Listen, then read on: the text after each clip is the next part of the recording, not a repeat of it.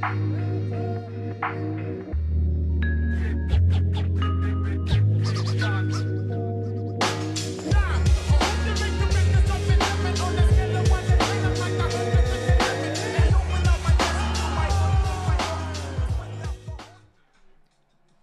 you already know what it is. It's another episode of Combat and Kick It with your boy Bando. Welcome back to a fresh episode, and I'm back on the boxing sphere for this one because a major fight is this weekend. A massive fight. Two undefeated, absolute killers going in there against each other in a long anticipated matchup between BIVOL and Artur Beterbiev. Let's get into the breakdown. Let's go. So like I said, welcome back to another episode, and we are back on the boxing sphere. Major matchup between BIVOL and BETERBIEV this weekend. Who is going to get it done? Now, it's a very interesting matchup. It is that matchup of... Sorry, I forgot to turn off the football game. Huge matchup because you got that legit matchup of a purest type of boxer. Very clean, very technical, very smart with BIVOL, and then you got insane power with Artur Beterbiev. And I know people are saying, "Oh, he doesn't have insane power." 100% KO, 100% KO. That's unbelievable. Like, in my opinion, that's absolutely unbelievable. Whether you're facing the best of the best or tomato cans, it means something if you're getting 100% on your knockouts. Every single fighter that you have fought has been knocked out. You have gotten finished in every single fight. So you sit back and you think, how am I supposed to go against a guy who has 100% finish rate? Like, that's crazy to think. How am I supposed to go against that? I'll tell you why. BIVOL, when it comes to being as sharp as a boxer can be, he is that. And his technique, his style, that bouncing in and out, he's very light on his feet. He's always bouncing in and out. He's good with the combinations. He's got a beautiful jab. He's got a good one too. And then if you watch closely, like you watch the Canelo fight, right? He was countering Canelo in ways that other people have never countered Canelo, right? You see Canelo throw the certain punches, like Canelo was throwing the punches to his arm, right? And when he was getting hit with that punch to the arm, he was coming straight with the counter, right down the middle, and catching Canelo every time.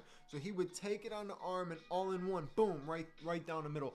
He is just very technically sound, and his IQ is there, man. He's able to study a fighter and figure out where their weakness is.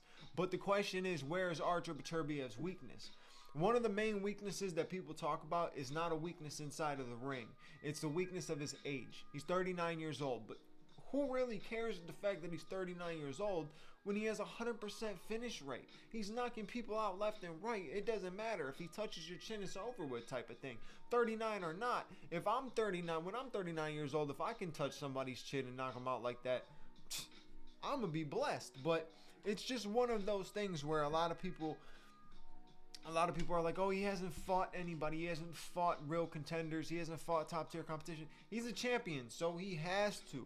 He had to have fought contenders. He had to have fought top guys. I think the fact of the matter is a lot of us are not hip to a lot of the names of boxing because it's a very, I guess you can call it like saturated in a way. There's just so much boxing, right, in so many different forms. You got boxing on DAZN, you have boxing on HBO, you had boxing on Showtime, you got boxing on ESPN. You know, there's all these different promotions that do boxing. There's all these different promoters in boxing.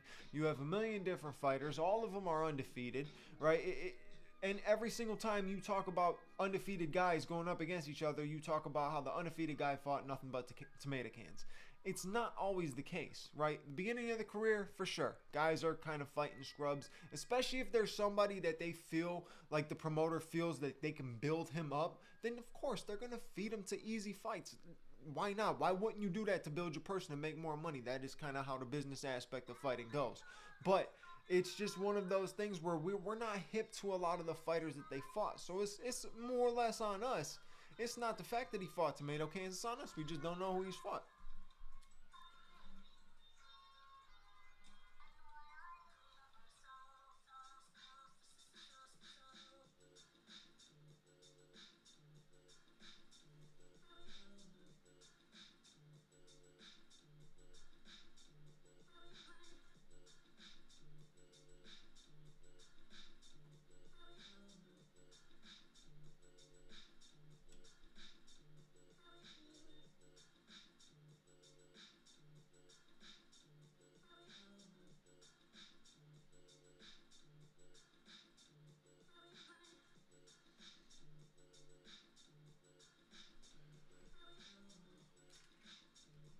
pretty wild. This is the first fight in a four belt era where two light heavyweights have come together to fight for the undisputed.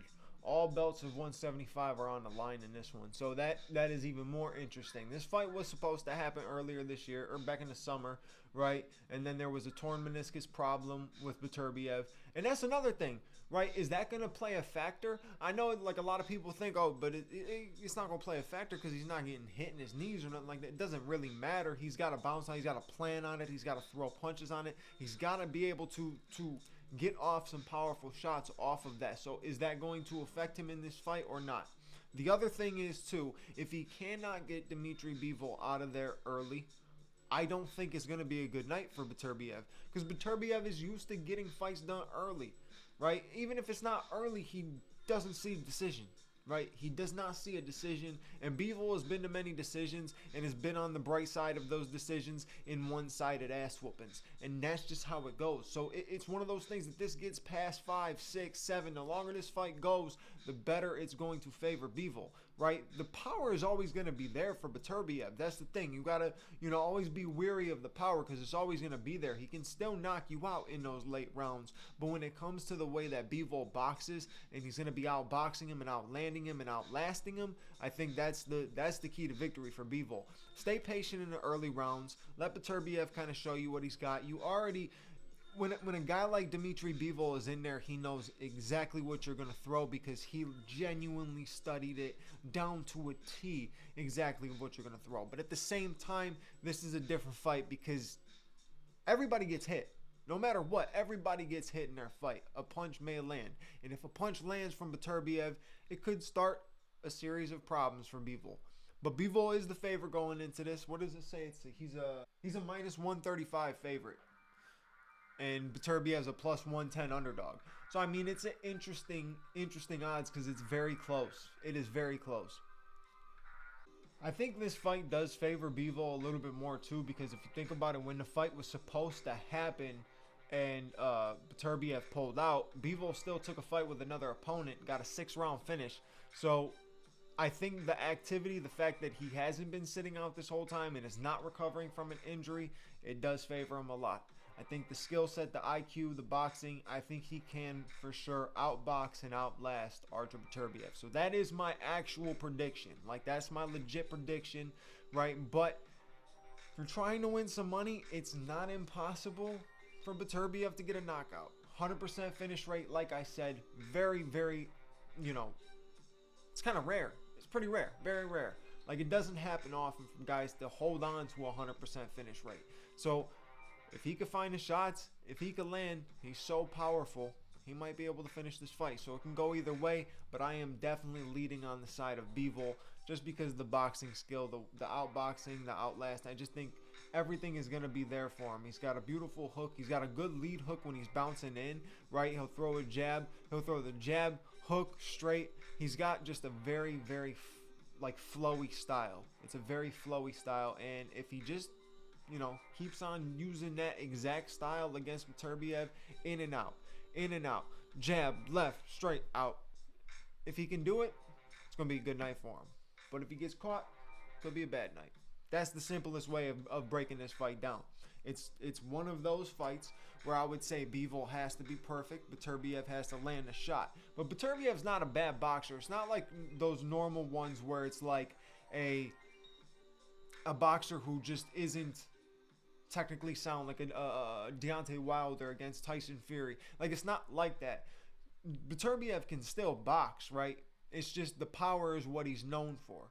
So we'll see what happens on Saturday night or Saturday during the day, because it's a Abu Dhabi card. But Saudi Arabia, wherever it's at, it's not here. That's all I know. It's not here. But it's a huge card. And one thing I want to give again, some dude made a tweet, and shout out to this dude for making a tweet. He said, us UFC fans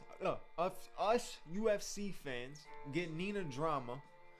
Boxing fans get that unbelievably extremely dope promotion for the BIVOL BETERBIEV card. The whole card, making it look like a Game of Thrones promotion. It was like a whole movie in these promotions that they've been doing lately, and they've been killing it. So that is how you promote. Nothing against Nina drama, but that's how you do it right there. That's how you do it. That was a fantastic promotion. Both times that they've done this got me hyped up for the fights that I'm about to see.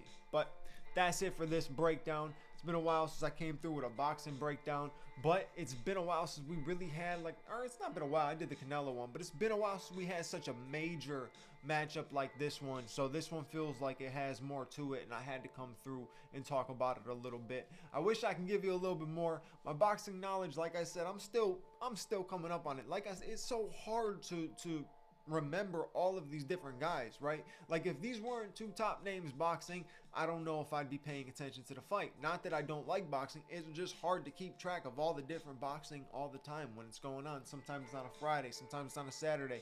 Might catch it randomly on a Sunday. Then you got one on Tuesday when Inoue fights. It's all over the place. It's very hard to follow, but your boy is trying to keep up so I can make more boxing content, because I know people like to hear about boxing content. Seems like they like it more than MMA, but I know a lot more about MMA than I do the boxing realm. So maybe I'll bring one of my friends onto the podcast. I got one of the homies. He's real equipped with boxing. He's a fun energy too. So maybe I can get him on the show and we can get to talk about boxing a little bit more. But I appreciate you guys for watching this video.